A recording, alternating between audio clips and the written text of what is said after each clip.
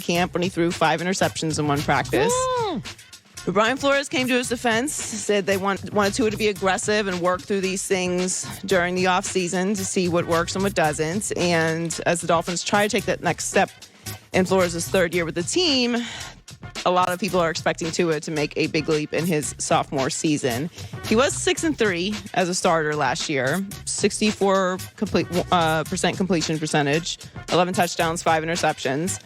I didn't see anything spectacular from Tua last year. No. I don't know what to expect from him this year. I know Dolphins fans get mad every time I talk about Tua and saying, he needs 3 seasons. Like Josh Allen got 3 seasons. Baker Mayfield got 3 seasons. Like everybody has had the time. But we also saw glimpses from Baker where you're like, ooh, well, that's a big time throw. I didn't see a lot of glimpses from Tua. No. But I will also say this. I think that the Dolphins situation is more unique than the Josh Allen situation and Baker in that they did have that pick that they traded back out of. Yeah. If they didn't have that pick, I don't know that I would be that stressed about Tua. Like, okay, this is the choice that they've made. They've got to ride it out and see what he is, and he's got a couple years. But when you had that pick and you traded out of it, that adds extra pressure. Because in a sense, like, those picks still go to Tua. Like, he's the one that they chose not to be aggressive in that spot and leaned into Tua and gave the team to Tua. So I think that does add added pressure. If they didn't have that pick, then I don't even think anyone would be talking about if Tua is going to work this year or not. I think Miami, with Tua at quarterback, has the chance to be good and on certain Sundays really good. But can they be great? Because great is what it's going to take to beat Seattle or beat the Rams with Stafford and beat Tampa Bay or beat Buffalo or Kansas City. I think you can win 10 games with Tua. But I think it has to be with a great defense, a great coach, great special teams, consistent running game, things lined up. They have some of those things. Yes. But again, being good is the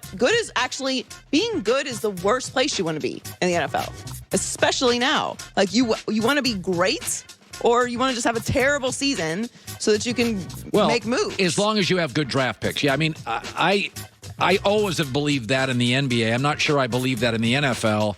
I think if you're terrible, it means you have a systemic cultural issue. It's hard to it's hard to be terrible San Francisco in the NFL. San Francisco had 1 million injuries. No, I mean, it happens. It's hard to be terrible in the NFL because you have a big roster, you got a backup everywhere, and very rarely can a singular player like a LeBron just carry you.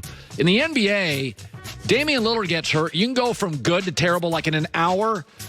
But I think you can do that in the NFL too if you lose a certain position or multiple positions, or if you have a year like San Francisco did last year. It's what you don't want to be is perennially okay. Well, look who's terrible in the NFL. They're all horribly run, like Jets, Detroit, for years Cleveland.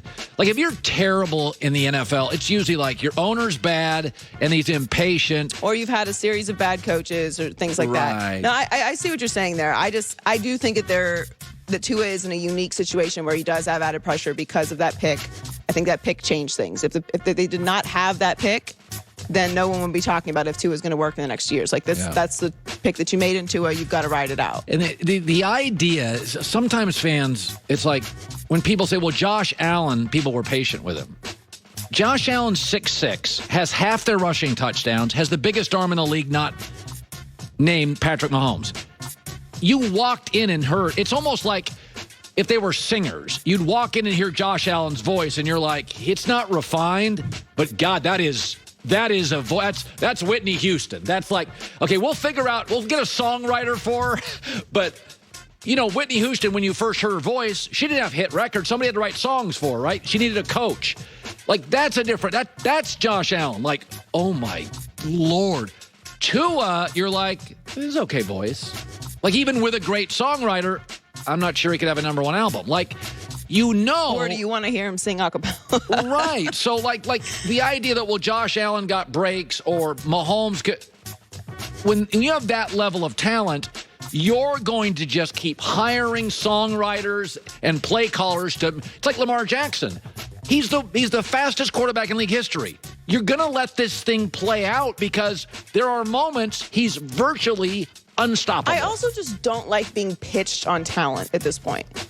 Like, doesn't keep telling me, like, oh, well, it's this, it's that. Like, can I see it? Well, with Tua, I don't see all the talent. That's what I'm saying. Like what am I missing? Am I watching a different game than you're watching? Right. I don't get it. Yeah. So there are plenty of NFL stars that missed time in 2020, and they're hoping for a comeback this season. And CBS Sports ranked the top 10 players poised to have huge bounce-back seasons in 2021. Odell was one.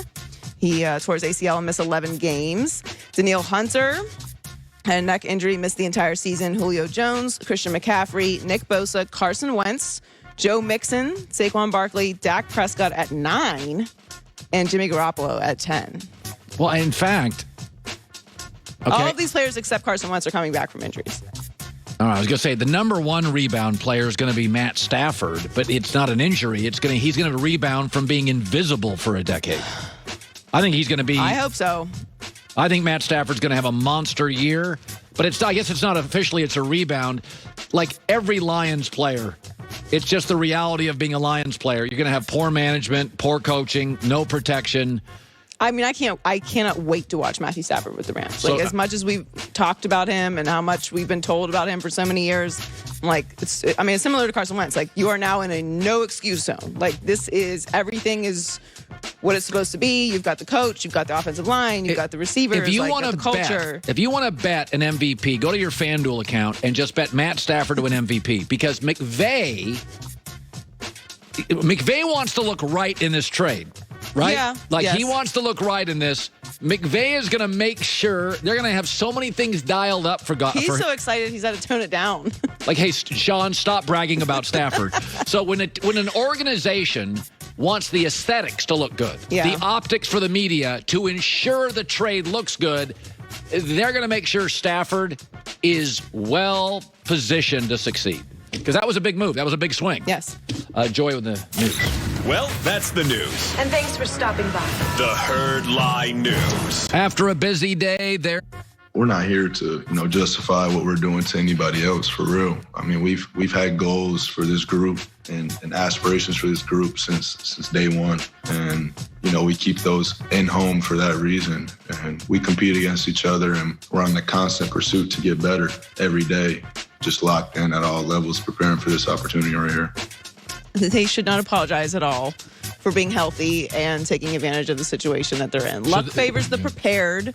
You obviously can't plan for injuries. I would also point out Chris Paul had a shoulder injury, just played through a hand injury, and also Booker broke his nose. Booker broke his nose. Chris Paul had a COVID situation.